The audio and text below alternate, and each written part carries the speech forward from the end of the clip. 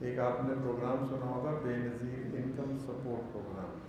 اس programme میں جو بہت غریب مستحق عورتیں ہیں ان کی مالی امداد کی جاتی ہے. یہ پاکستان کا ایک بہت بڑا پروگرام ہے، لیکن عام طور پر اس کے بارے میں لوگوں کا تاثر غلط ہے. لوگ کہتے ہیں یہ پتہ نہیں بھیک دے رہے ہیں، 5-5 ہزار یا 4-4 ہزار سے کیا بنتا ہے.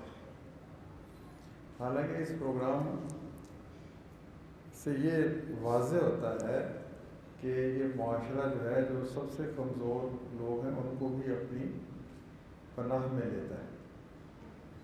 اس کی میں مثال ان کو دوستوں کو پہلے بھی دے چکا ہوں کہ اگر ہمارا کوئی عزیز رشتہ دار غریب ہو اور وہ 25-30 ہزار روپے مہینہ کما رہا ہو تو ہم اس کو اضافی اپنی طرف سے 5 ہزار دے دیں تو اس سے زندگی اس کی تھوڑی سی اور آسان ہو جائے گی. یہ بھیک نہیں ہے، یہ فرض ہے، کیونکہ وہ اس 5 ہزار روپے پہ تو زندہ نہیں رہے گا نا.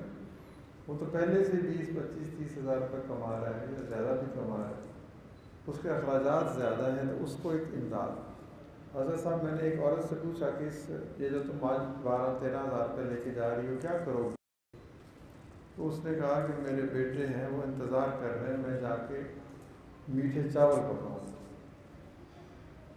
یعنی ہم لوگ تو ہر روز میٹھے چاول کھا سکتے ہیں، اس نے 3 مہینے بعد کھایا ہے. یہ ہے غربت.